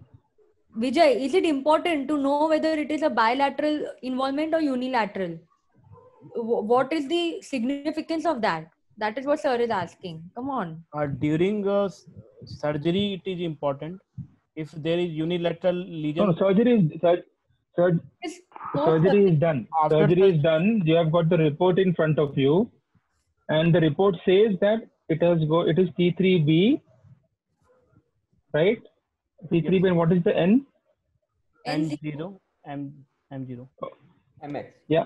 T3B, N0, M0. And I'm giving you two reports now. T3B, N0, M0 with left half of the prostate involved. And T3B, N0, M0, both the sides of prostate involved. Is it important? Sir, in case if the margin is positive and it was only unilateral, we will focus the radiotherapy on that side only. What do you mean by unilateral? Sir, if only the left, sir, suppose if the margin comes positive and the part of the prostate which was involved with the malignancy was either left or right, then if it falls into the criteria where the multifocal lesions are present or high risk lesion of margin is positive, then we can focus our radiotherapy over there. Okay, so you're talking about T3B as seminal vesicle involvement along with one side involvement. Yes, sir. One part of the prostate if it is involved. So other part of the prostate not going to give radiotherapy, right? See, what I'm trying to tell you, hear me out. See, you have got a report in your hand. It is not important to know what is the load of disease or what is the volume of disease in the specimen itself. Okay, it is not important. Okay, what is important is whether the margins are positive. What is important is whether there is EPE. What is important is whether there is seminal vesicle involved and the lymph node. Somebody in the chat has rightfully asked this whether we give radiotherapy separate to the lymph node. Where the concept is coming up now to talk about the Artemis trial. I'm not too conversant with it, but we have got trials which are looking at separate field for pelvic nodes or separate field for area or area of nodes which comes positive with the specimen. Okay. But what I'm trying to answer the question is you don't need to know the volume of disease. Now, the volume of disease is important only when you do a biopsy. Like if you're doing a 12-core biopsy, out of that 12 core, all the cores are positives. And in each core, more than 30% of the core is positive. That's a very high load disease. Okay? Yes, sir. So that is also not important in these scenarios. When do we look, and I'm going to just digress from this, just to make you understand few things. So when do we look at the volume of disease on a TRUS biopsy? It's when we need to decide between active surveillance and radical prostatectomy. When you have biopsies, when you have 3 plus 4 disease fits into the criteria like more than 30%, more than 6 or 10 cores involved, then this guy would probably do well on active surveillance. If it was contrary, where you have less than 30% of the core involved and less than 50% of total core involved, getting what I'm saying? That's Yes, called sir. tumor load, Yes, sir. prostate volume, prostate cancer volume. These are the guys which will probably do better or little better with active surveillance. So that's where it goes. So when you're talking about advanced prostate, you don't have to look at the volume. It's advanced. It's gone out of the prostate. Finish. Yes, sir. Period. So you don't have to look at how much volume of the prostate involved. Now you need to look at what is the definitive therapy, how much damage it has done, or whether it has done any damage. In this case, you can see the seminal vesicle is involved, right? So you don't know what's happened after that. So this patient, as rightly counseled by you, will come up for a multimodal therapy. Yes. Am I making sense? Yes. Yes. Yes, sir. Yes, sir. So So now in how will that, you go ahead? yeah, go ahead. So now how will you go ahead? Even the seminal vesicle is involved, and the vas differentia is also involved, muscular layer. And margins are clear. Margins are lymph nodes clear. negative. And the no lymph nodes. Sir, I will tell him I will tell him for adjuvant radiotherapy after he achieved the continence after 3 months. Okay. What else? Suppose he, I mean, just a question. Suppose Now, he as you are doesn't saying, listen, this patient has got LUTs. Yes. Still, you will like to do radiotherapy, or you want to change?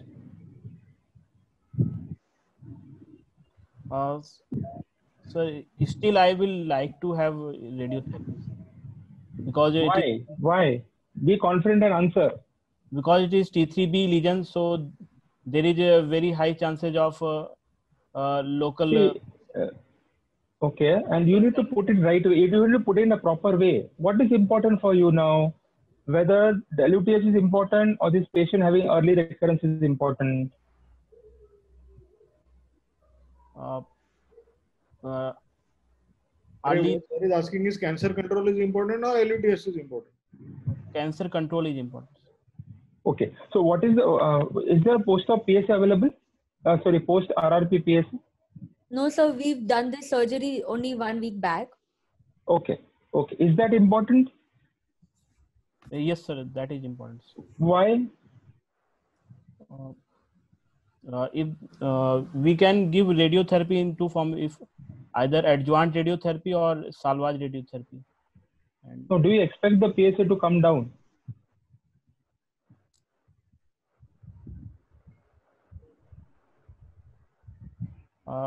yes, sir, I will expect the PSA to come down after surgery.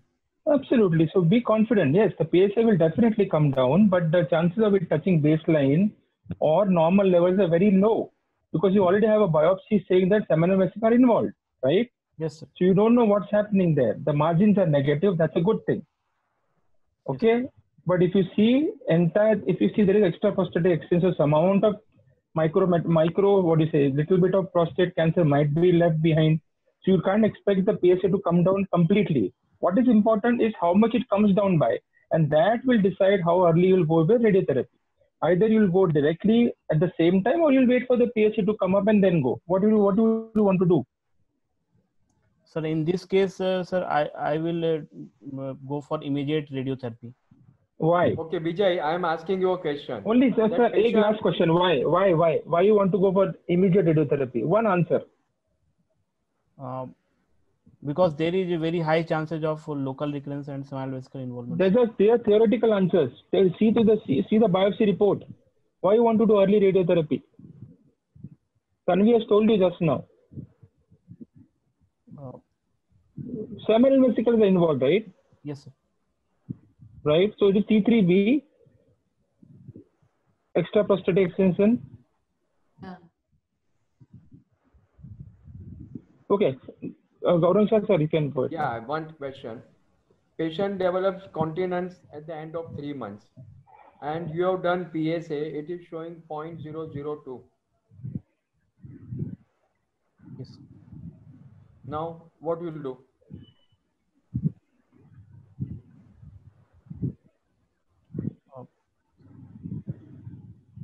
this case, sir, the margins are clear. Margins are clear, even though the seminal vesicle and vas differentia is involved. I will counsel the patient for. And patient has got lower urinary symptom. I will counsel him for the salvage radiotherapy, sir. If PSA is very, very, very low. Are you sure? Yes, sir. Why? Sir, PSA is very low, 0.02. It generally comes in range of PSA less than 0.1 after surgery. No, 0.02 is less than 0.1, correct? Yes. So it is almost controlled, right? That's what the report says. Yes, sir. So I want to do radiotherapy.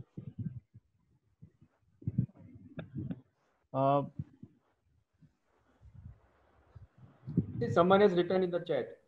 Can we just read it? The last one. According to the RAVES trial, salvage radiotherapy can be offered in this case. See, I'm talking to Vijay, right? Yes. Yeah. Who am I talking to? See, always the examiner will push you. You might be right, but they will always say something contrary to just shake you a little bit here and there. Okay, so when you mentioned salvage therapy, you weren't wrong. But you must have realized that when I put a contrary question, you quickly shifted your gears. Are you getting what I'm saying? Yes, sir. So whatever you are saying, you need to be confident and you should tell the answer. Like what he mentioned about the RAVES trial, you need to be very confident and say, as per this trial, this can be done. And the next question will come up. So Santosh, can you just clear it for all the students once this whole thing about radiotherapy? See, radiotherapy, as rightly mentioned, in case of, you're talking about this patient in particular? Yes, sir, in this case. This patient with a T3B disease, seminal vesicle involved, you would definitely have to give a salvage radiotherapy in this case. Now, as the post of PSA is not available, and if I presume the PSA to be, as sir mentioned, 0.02, still in this case, the radiotherapy is definitely has to be offered to this patient, right? Because a T3B disease with a PSA coming down to 0.02 is little less likely, but it would be more favorable if it is a T2A, T2B disease, not a T3B disease. So T2A, T2B, I would be say, okay, fine, now hold on here, nothing to be done. But T3B disease, you have to give the patient radiotherapy. Now here again, as sir rightly asked, patient has LUTS. But then you need to weigh one over the other. You need to either weigh cancer control, as Dr. Sodha said, cancer control over is symptomatic control. And that is a matter of counseling. Right? And invariably the patient would err on the side of cancer control. And with the newer modalities available, with very focused therapy available, the amount of LUTS can be controlled. Yes. Yes, sir. Other thing which I came to my mind is you should always focus on the bladder capacity. He was given BCG, so always inquire about the bladder capacity, because there is a chance of the bladder capacity coming down. Of course, it won't come down as much because he's not received the complete dose. I mean, he's not received the maintenance of BCG, but always ask this question: what is the bladder capacity? Always do that, because suddenly the examiner might spring a surprise saying that, oh, the bladder capacity is 200 cc, and then you're stuck. So in this case, 450 with a post-hoc residue of 110. What was the capacity? Around 450. Yeah, that's a good capacity, right? So if that is what you need to ask. See, when you come across a pertinent point, always make it verbal, so the examiner knows, okay, you have asked for the full capacity, rather than the examiner asking, "Arey, aapne pucha nahi," but you know in your mind that you always considered that, correct? Yes. So that will happen when you keep presenting more. Yes, sir. So in this case, we will follow for the continents, we will follow for the PSA, and in one of the lecture, again, we will show it. Can we please make a point? Okay. Yes. And no, even... Sir, one question. We have forgotten the CA bladder. Yeah. Now, in this, after radical prostatectomy is done, We I mean, can, na? I told you, na, that we have to follow up the patient for 5 years. yeah. No, so there was a question in the chat box that after robotic prosthetic, radical prostatectomy, will it, what was the question? If you do check cystoscopy, is it possible to do? And if it is possible to do, will it cause any problem at the anastomotic site? No, no, no. Nothing. No, It will not cause. not at all. No. Okay, so that question is answered. Like for example, we have put that couple of times I have by mistake I have cut the ureters, and then we have done the DJ stenting. Okay, and then post-operatively we have removed it also. Sometimes it develops the my one patient developed the stenosis. I have done even the bladder neck incision in that case. So that's okay. That was just a question in the chat box. Yeah. Okay. So the trials which are important here will be raves, radicals, and one more for artistic. Okay. So these 3 trials, just make a summary of it. If you go to Euro Today or practicetoday.com, Euro Today is the website. Okay. There, if you go and if you type in the search box RAVES, raves, you will have lot of authors giving a summary of the trial. Yes.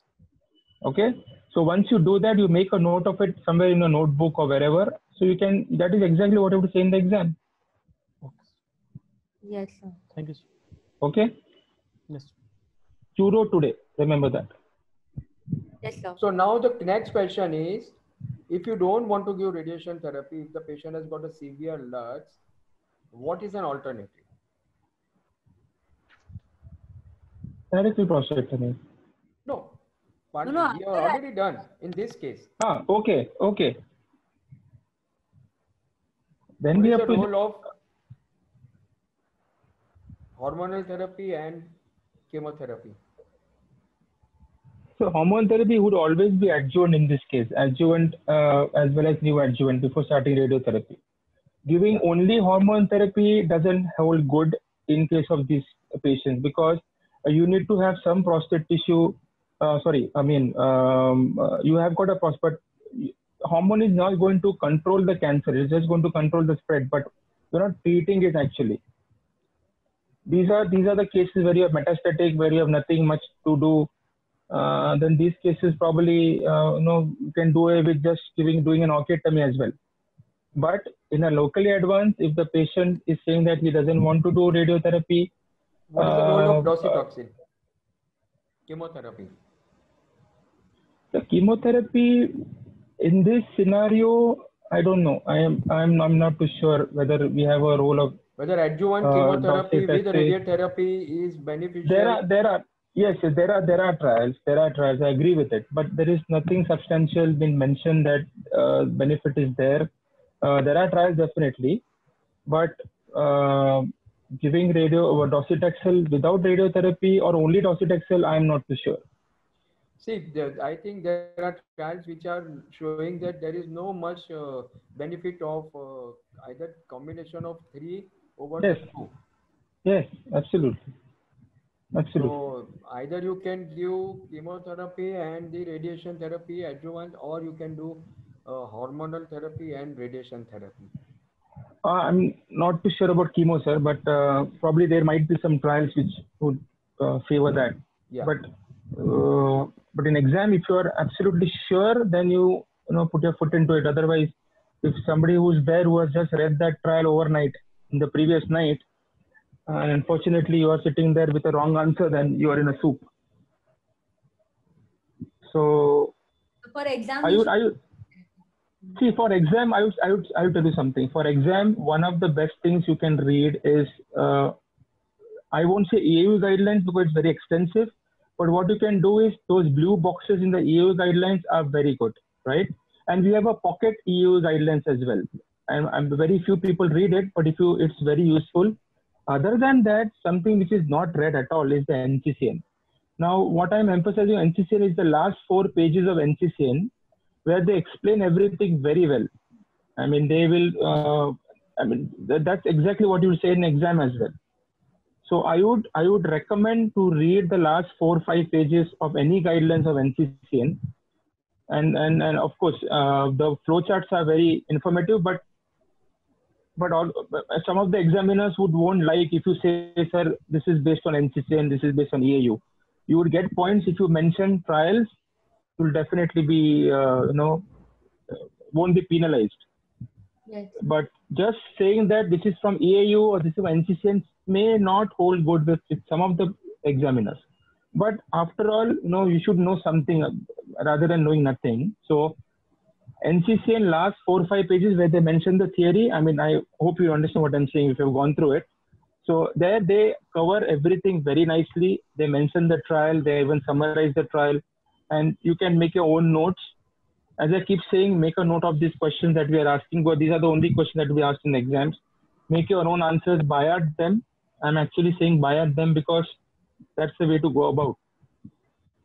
So these are brownie questions, like somebody asked race trial, Dr. Gaurangsha asked about any trial on docetaxel. All these has been covered in NCCN. Everything has been mentioned. So these are the best sources you could have. AU, I will not recommend because AU has a lot of for one decision they have given 4 guidelines. So I don't know whether to quote AUA would be right or no. No, then most I don't think we are not following AUA guidelines. We are following absolutely. I was coming to that only, sir. USI follows EAU. Yeah. And most of the medical oncologists prefer NCCN. So even if you mention NCCN, I don't think you'll be penalized. But whatever suits you, whatever makes you understand the thing properly, go with it. Okay, sir. Pankaj, you are but avoid giving general answers. Please do not do that. Unmute Pankaj. He was talking. Sorry, Santosh, you Hello. mentioned Yeah. some site Hello. for all these trials. Which was that site? Eurotoday.com. Eurotoday. Okay. Yes. So they in that website they will give everything. They will give you the conference coverage, and they will give you. There are 5 minutes videos which I always encourage all the residents to hear, in which experts come and summarize everything for them. I mean, it's just, and not only that, they have also mentioned the script of what the experts say. So you can actually copy paste it and take a printout and go with for the exams or read for the exam. It is very nicely done.